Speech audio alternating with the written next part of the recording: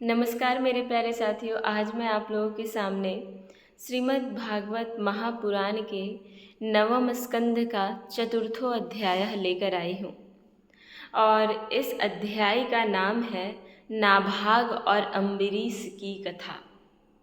चलिए हम लोग जानेंगे कि नाभाग और अम्बरीश कौन थे, कितने विद्वान थे, कितने धर्म ज्ञानी थे। इन सभी बातों को इनसे, इनकी जीवनी से और इनके कर्मों से हम सब सीखने का प्रयास करेंगे। मेरे प्यारे मित्रों, मैं आपको बता देना चाहती हूँ कि इससे पूर्व की जो कथा थी वो महर्षि च्यवन और सुकन्या का चरित्र था तथा राजा शरियाती का वंश का वर्णन था। तो वो हम लोग च्यवन और सुकन्या की कथा को हम लोगों ने देखा, समझा और सुना भी, और इसे याद रखने की भी आवश्यकता है और डेली स्मरण भी करना चाहिए इन कथाओं को, ताकि आपका जो है वो कल्याण होता रहे। तो आज हम लोग बिल्कुल उससे भिन्न कथा को जानने का प्रयास करेंगे। उस कथा का नाम है नाभाग और अम्बरीश की कथा। ये नाभाग कौन है और अम्बरीश कौन है, इनके बारे में आज हम लोग देखने वाले हैं, समझने वाले हैं। श्री सुखदेव जी कहते हैं राजा परीक्षित से, क्या कहते हैं? मनुपुत्र नभग का पुत्र था नाभाग। आपको बता देना चाहती हूँ, जब सृष्टि की रचना होती है तो सर्वप्रथम मानव के रूप में मनु होते हैं और हम सब उनके ही संतान के रूप में आज यहाँ पे हैं, इस पृथ्वी में हैं, निवास कर रहे हैं। और वो हमारे उनके ही हम सब क्या हैं? संतान हैं, उनके ही हम सब बच्चे हैं। तो वही मनु पुत्र जो नभग थे, उन्हीं नभग का पुत्र का नाम नाभाग था। जब वह दीर्घ काल तक ब्रह्मचर्य का पालन करके लौटा, कौन? नाभाग, तब बड़े भाइयों ने अपने से छोटे किंतु विद्वान भाई को हिस्से में केवल पिता को ही दिया। जब वो ब्रह्मचर्य का पालन करके घर वो जब लौटे तो उनके जो बड़े भाई लोग थे वो लोग इनको क्या दिए? तो सिर्फ पिता को हिस्से में दिए। उसने अपने भाइयों से पूछा, भाइयों आप लोगों ने मुझे हिस्से में क्या दिया है? तब उन्होंने उत्तर दिया कि हम तुम्हारे हिस्से में पिताजी को ही देते हैं, हम तुम्हारे हिस्से में पिताजी को ही देते हैं। उसने अपने पिता से जाकर कहा, क्या कहा? पिताजी, मेरे बड़े भाइयों ने हिस्से में मेरे लिए आपको ही दिया है, मेरे हिस्से में मेरे लिए आपको ही दिया है भाइयों ने। पिता ने कहा, क्या कहा? बेटा तुम उनकी बात न मानो, तुम उनकी बात क्या करो? मत मानो। देखो ये बड़े बुद्धिमान आंगिरस गोत्र के ब्राह्मण इस समय एक बहुत बड़ा यज्ञ कर रहे हैं। बहुत बड़े बुद्धिमान और आंगिरस गोत्र के ब्राह्मण इस समय क्या कर रहे हैं? बहुत वृहत रूप से एक यज्ञ का संचालन कर रहे हैं। परंतु मेरे विद्वान पुत्र वे प्रत्येक छठे दिन अपने कर्म में भूल कर बैठते हैं। कौन भूल कर बैठते हैं? तो अंगिरस गोत्र के ब्राह्मण यज्ञ तो निरंतर कर रहे हैं, लेकिन प्रत्येक छठे दिन जो है वो एक भूल कर बैठ रहे हैं। तुम उन महात्माओं के पास जाकर उन्हें वैश्वदेव संबंधी 2 सूक्त बतला दो। क्या करो तुम जो है वो उनके पास जाकर, उन महात्माओं के पास जाकर, उन बुद्धिमानों के पास जाकर, उन अंगिरस गोत्र ब्राह्मणों के पास जाकर तुम जो है वो वैश्वदेव संबंधी 2 सूक्त बतला दो, जो छठे दिन में वो भूल कर रहे हैं, है ना। जब वे स्वर्ग जाने लगेंगे तब यज्ञ से बचा हुआ अपना सारा धन तुम्हें दे देंगे। इसलिए अब तुम उन्हीं के पास चले जाओ। ऐसा जो है वो अम्बरीश जी के जो पिताजी, ये नाभाग जी के जो पिताजी हैं, वो कह रहे हैं कि तुम जो है वो अब उन्हीं के पास चले जाओ। उसने अपने पिता के आज्ञा अनुसार वैसा ही किया। उन अंगिरस गोत्री ब्राह्मणों ने भी यज्ञ का बचा हुआ धन उसे दे दिया और वे स्वर्ग में चले गए। जब यज्ञ संपन्न हो गया, यज्ञ समाप्त हो गया, तब उन अंगिरस गोत्री ब्राह्मण जो थे, वे ब्राह्मण यज्ञ के जो सामग्री बचे हुए थे, वे सारे सामग्री नाभाग को दे दिए। जब नाभाग उस धन को लेने लगा, तब उत्तर दिशा से एक काले रंग का पुरुष आया। उत्तर दिशा से एक क्या आया?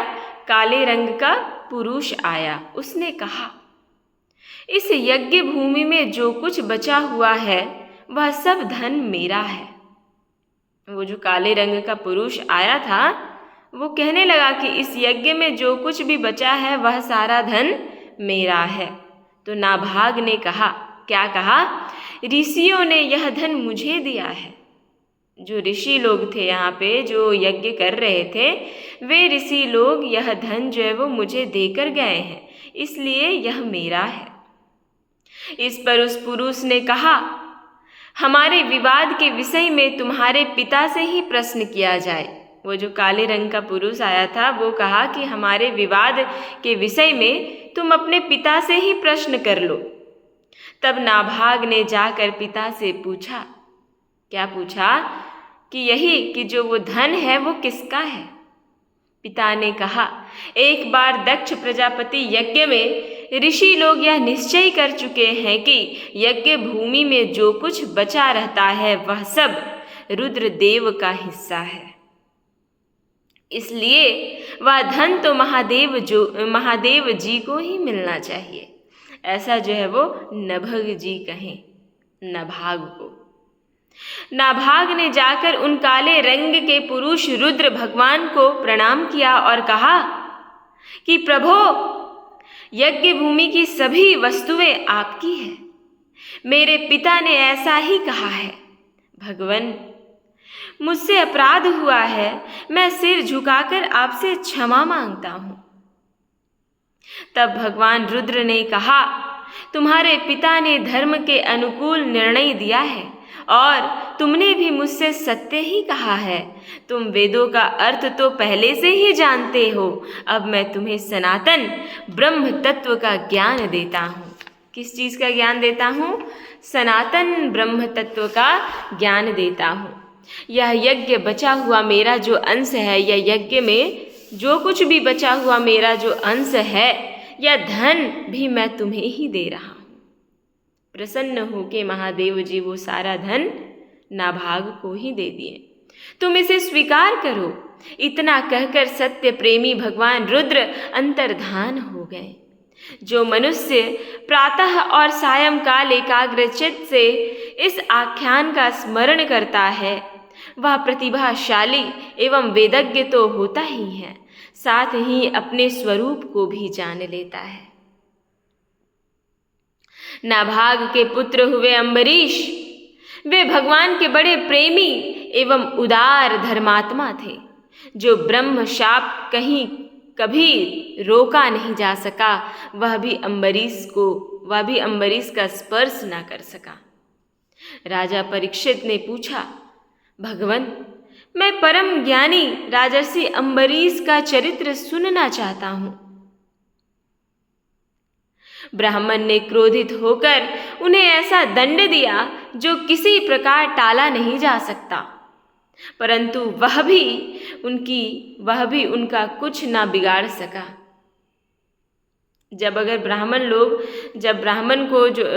ने क्रोधित होकर उन्हें ऐसा दंड दिया जो किसी प्रकार टाला नहीं जा सकता था। ब्राह्मण एक बार अगर किसी को दंड दे दिए या एक बार शाप दे देते थे तो वो वापस नहीं लेते थे। भले उस शाप को कम कर देते हैं, उस शाप के ताप को कम कर देते हैं, लेकिन उस शाप को पूर्ण रूप से वो वापस नहीं लेते हैं। तो वही कह रहा है कि ब्राह्मण ने क्रोधित होकर उन्हें ऐसा दंड दिया जो किसी प्रकार टाला नहीं जा सकता, परंतु वह भी उनका कुछ बिगाड़ ना सका। किनका? अम्बरीश का। श्री सुखदेव जी ने कहा, क्या कहा? परीक्षित, अम्बरीश बड़े भाग्यवान थे।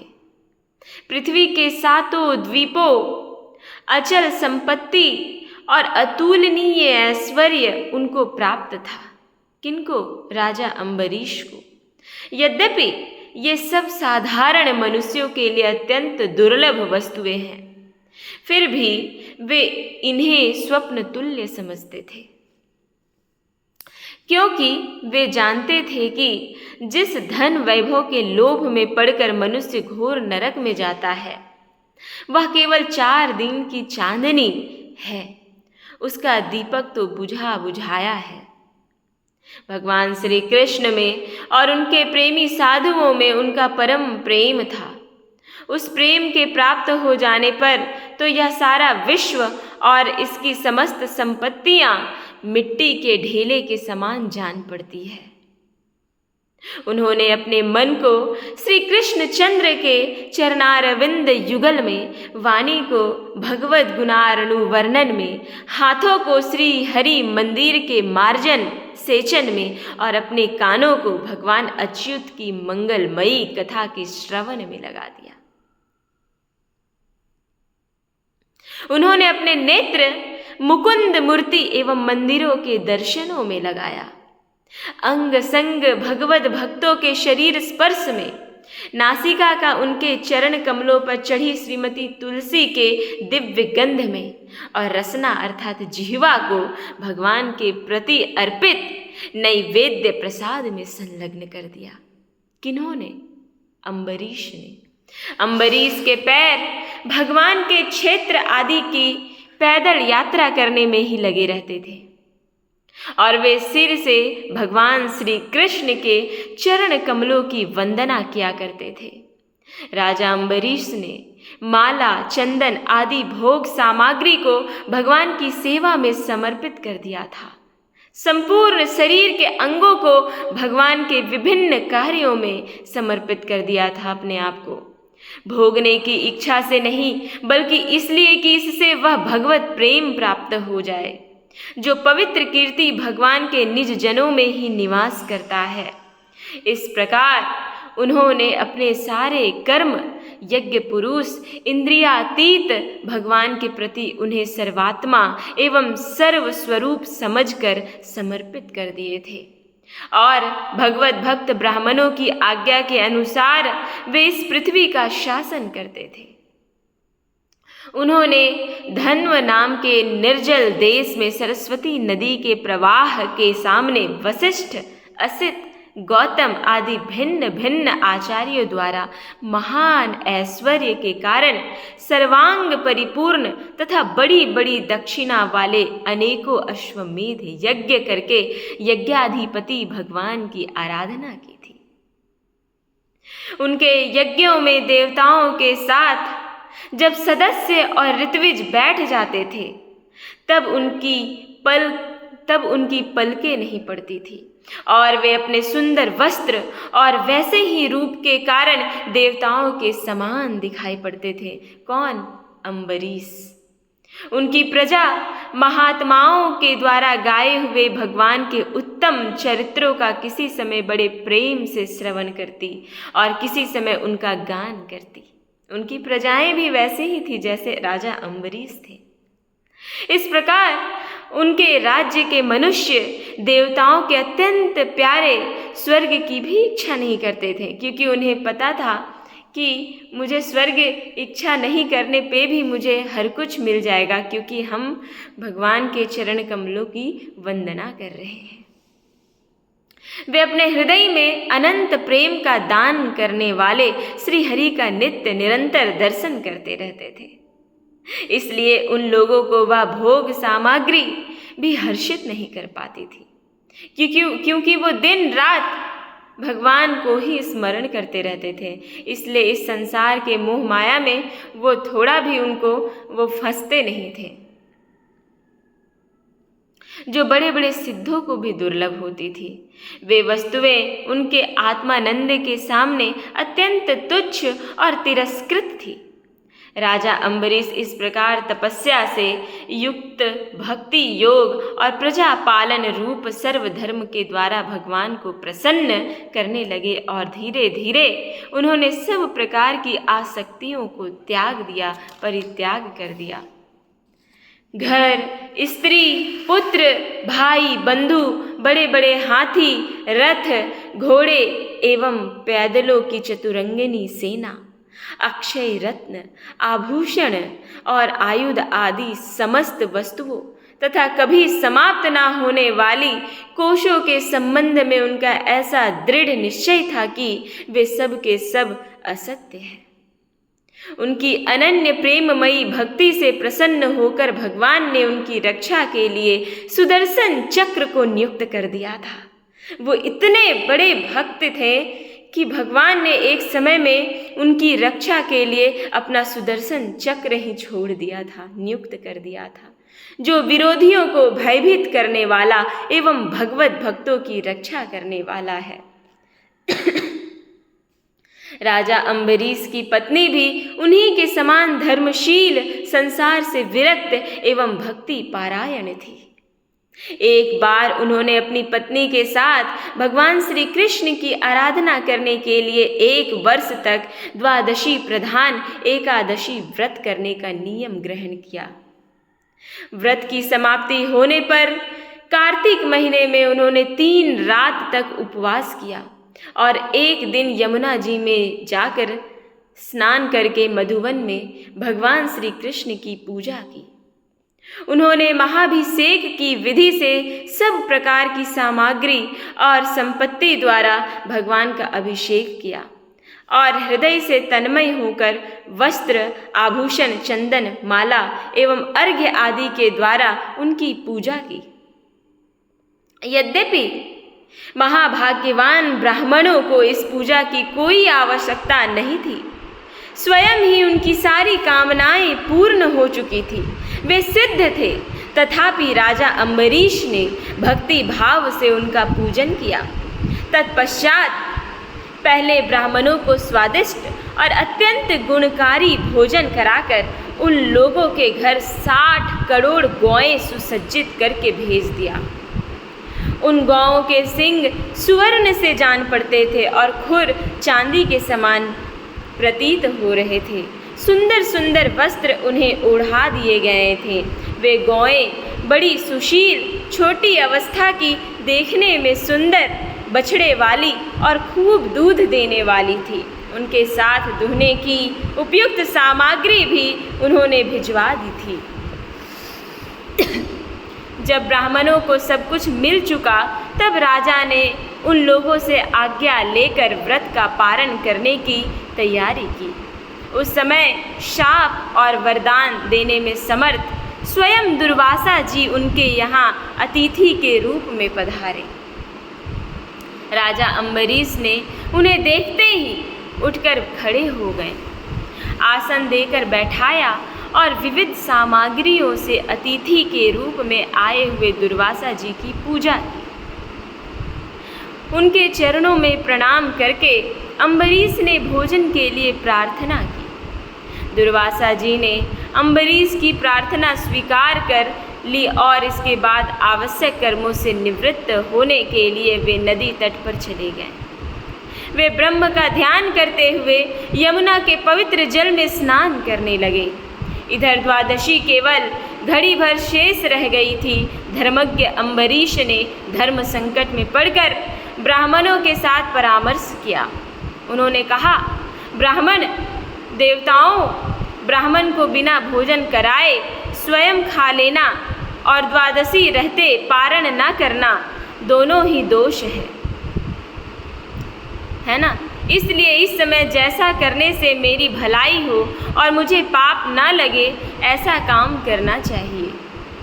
तब ब्राह्मणों के साथ विचार करके उन्होंने कहा, ब्राह्मणों, श्रुतियों में ऐसा कहा गया है कि जल पी लेना भोजन करना भी है, नहीं भी करना है। अगर आप जल ग्रहण कीजिएगा वो भोजन करना भी है और नहीं भी करना है, ये उसका अर्थ निकलता है। इसलिए इस समय केवल जल से पारण किए लेता हूँ। इस प्रकार से अम्बरीश कह रहे थे ब्राह्मणों से।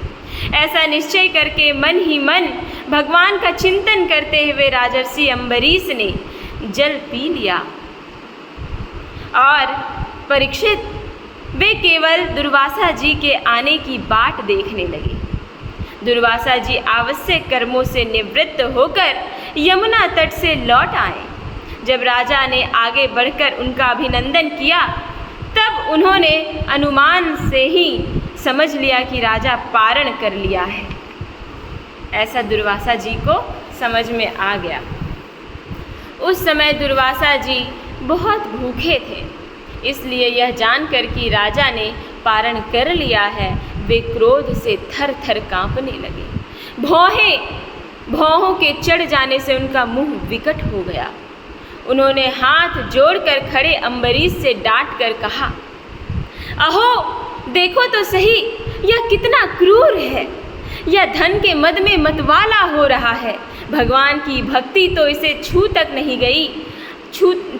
नहीं गई और यह अपने को बड़ा समर्थ मानता है। आज इसने धर्म का उल्लंघन करके बड़ा अन्याय किया है। ऐसा दुर्वासा जी कह रहे हैं।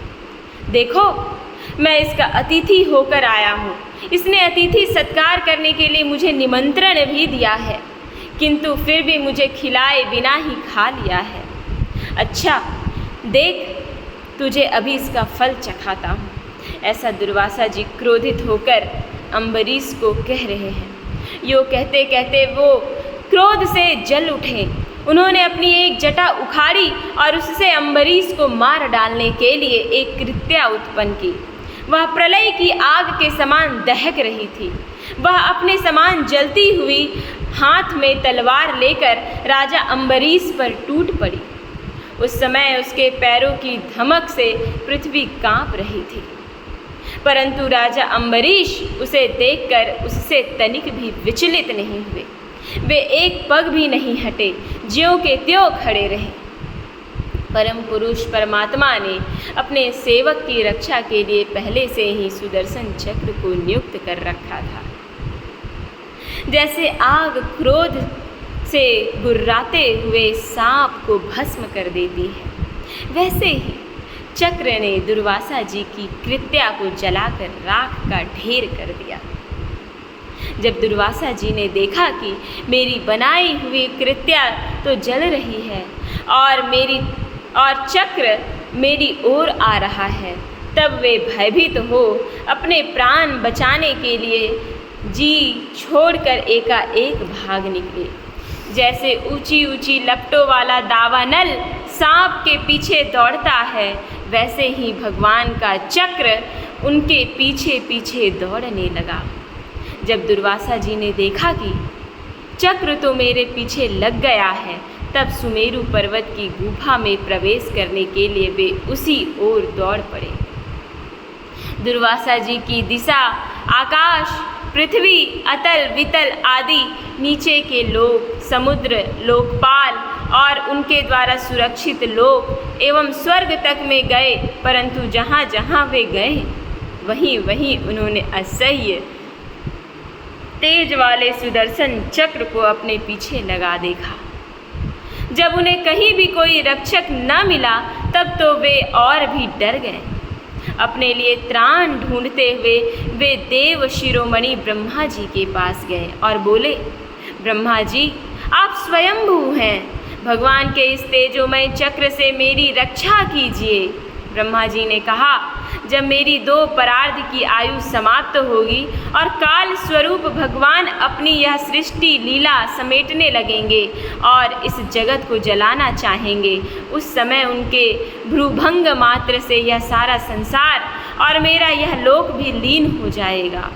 मैं शंकर जी, दक्ष, भृगु आदि प्रजापति, भूतेश्वर, देवेश्वर आदि सब जिनके बनाए नियमों में बंधे हैं तथा जिनकी आज्ञा सिरोधार्य करके हम लोग संसार का हित करते हैं, जब ब्रह्मा जी ने इस प्रकार दुर्वासा को निराश कर दिया, तब भगवान के चक्र से संतप्त होकर वे कैलाशवासी भगवान शंकर जी के शरण में गए। महादेव जी ने कहा, दुर्वासा जी, जिन अनंत परमेश्वर में ब्रह्मा जैसे जीव और उनके उपाधिभूत कोश इस ब्रह्मांड के समान ही अनेकों ब्रह्मांड समय पर पैदा होते हैं और समय आने पर फिर उनका पता भी नहीं चलता, जिनमें हमारे जैसे हजारों चक्कर काटते रहते हैं, उन प्रभु के संबंध में हम कुछ भी करने की सामर्थ्य नहीं रखते।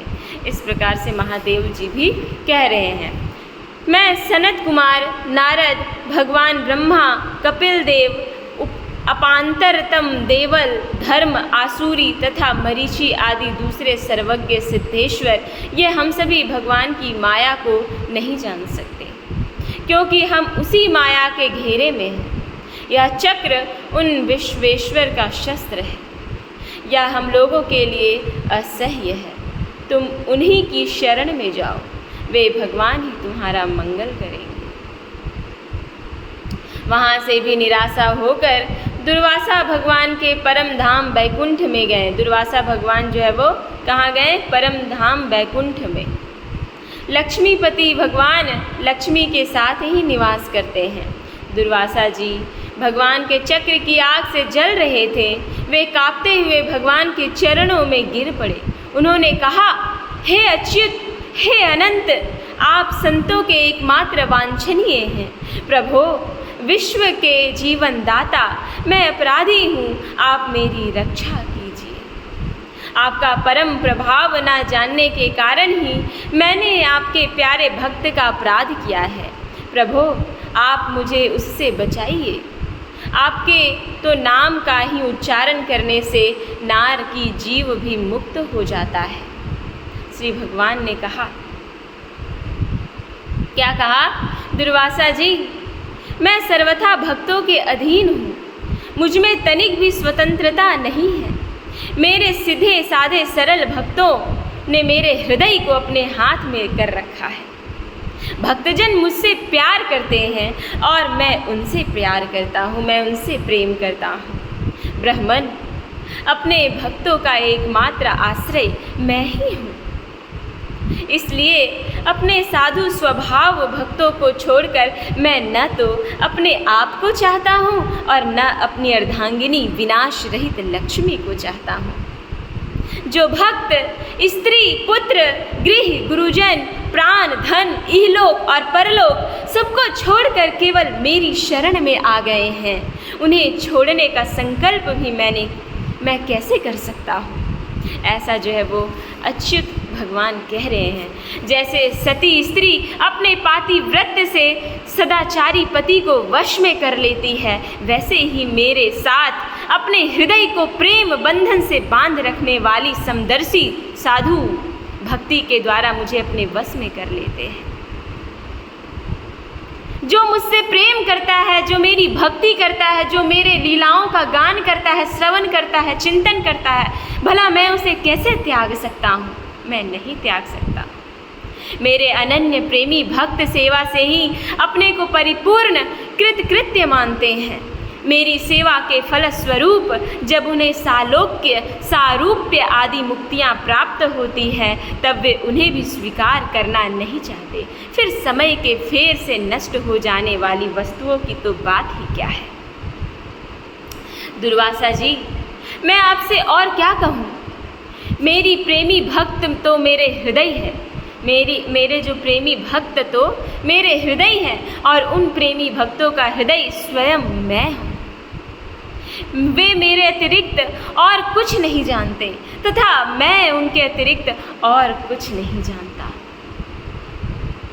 दुर्वासा जी सुनिए, मैं आपको एक उपाय बताता हूँ, जिसका अनिष्ट करने से आपको इस विपत्ति में पड़ना पड़ा है। आप उसी के पास जाइए। निरपराध साधुओं के अनिष्ट की चेष्टा से अनिष्ट करने वालों का ही अमंगल होता है। इसमें संदेह नहीं कि ब्राह्मणों के लिए तपस्या और विद्या परम कल्याण के साधन हैं, परंतु यदि ब्रह्मांड उद्दंड और अन्यायी हो जाए तो वे ही दोनों उल्टा फल देने लगते हैं। दुर्वासा जी, आपका कल्याण हो। आप नाभाग नंदन परम भाग्यशाली राजा अम्बरीश के पास जाइए और उनसे क्षमा मांगिए, तब आपको शांति मिलेगी। इस प्रकार से जो ऋषि दुर्वासा थे, उनकी कथा को हम लोगों ने देखा। वो बहुत क्रोधित ऋषि थे। वो अपने समय में बहुत क्रोधित वो ऋषि थे। आपने देखा होगा कि अभिज्ञान शाकुंतल में भी उनका वर्णन आता है राजा दुर्वासा का, और उन्हीं के शाप के कारण शकुंतला इतना भुगतती है। तो इतना क्रोध होना भी ठीक बात नहीं है, क्योंकि उस क्रोध का फल भी जो है वो एक समय में प्राप्त हो जाता है। मेरे प्यारे मित्रों, आप इन कथाओं से क्या सीखें, क्या समझें और लोगों को कैसे बताएं, इसके बारे में ज़रूर आप चर्चा करें, क्योंकि यह जो कथा है वो हमें विकास की ओर लेकर जाता है, चिंतन करने की क्षमता को बढ़ाता है, अध्ययन करने में रुचि बढ़ाता है। इन कथाओं से हमें बहुत कुछ मिलता है, तो इन कथाओं को सुनना न भूलें, नित्य प्रति श्रवण करते रहें। मेरी आपसे यही विनती है। नमो नमः। नमः संस्कृताय। ओम नमो भगवते वासुदेवाय नमः। ओम।